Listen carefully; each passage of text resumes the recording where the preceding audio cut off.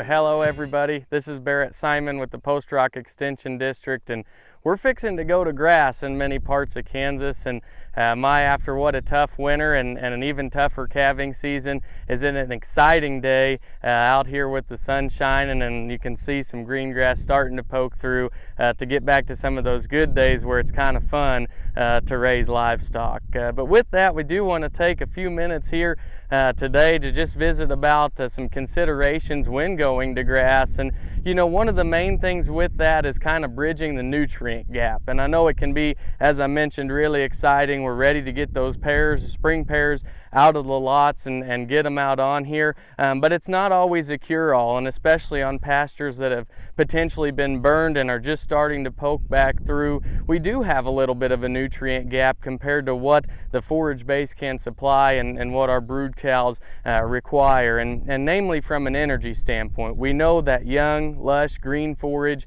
is really good quality, offers a lot in terms of protein. However, especially with all the ample moisture we've had, we've got several folks that are worried about the grass being maybe a little bit washy. And as it's young and growing, there's not a lot of it, and it doesn't produce a lot of tonnage. And so while it may be pretty high quality, we do need to maybe consider still supplementing to help meet those cows' demands from an energy standpoint and from a dry matter standpoint. And as we look at, you know, just your common 1,300-pound cow, if she's out and consuming 2.5% of her body weight on a dry basis, she's going to eat roughly about 33 pounds. Well, on a high moisture forage or a lush green grass that's maybe 40% water or better, we're going to ask her to go and graze 55 pounds of grass at that time. And for those of you that have had cows locked up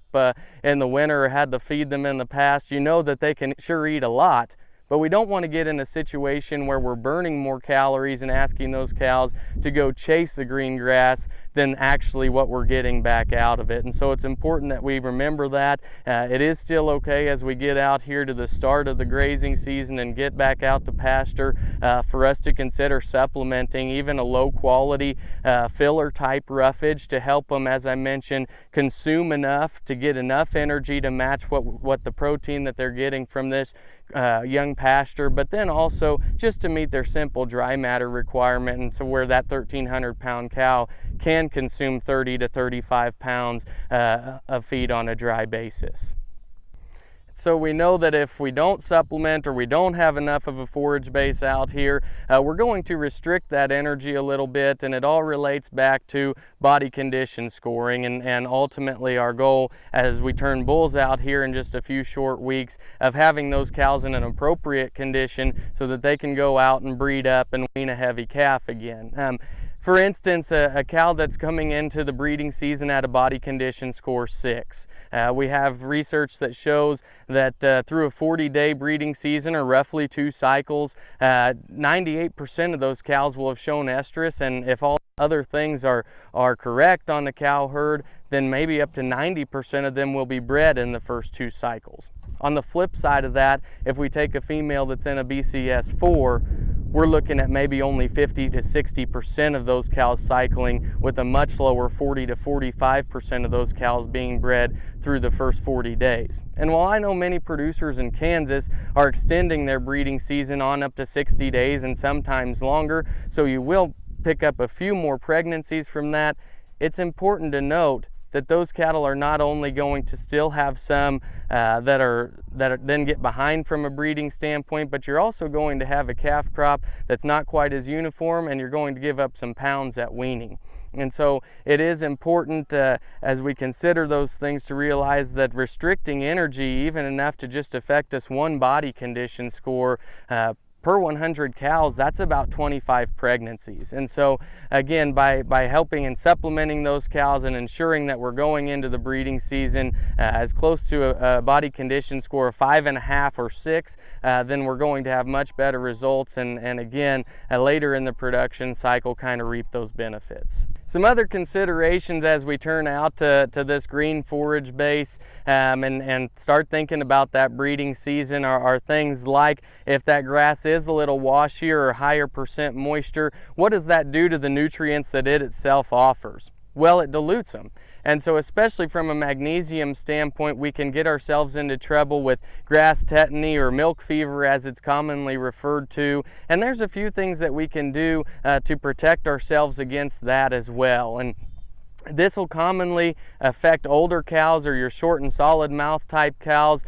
because the cow herd does have the ability to produce and mobilize magnesium from their skeletal system. However, your older cows aren't going to be able to mobilize as much magnesium, and so they're going to rely on a greater percentage of that being from the forage that they consume. And so with that, on a washier type grass, or grass that's a little bit more diluted in terms of magnesium and other nutrients as well, we can run into that on our running age females. And so I would encourage everybody to get with your nutrition rep or nutritionist and have that conversation about potentially putting out a high mag type mineral here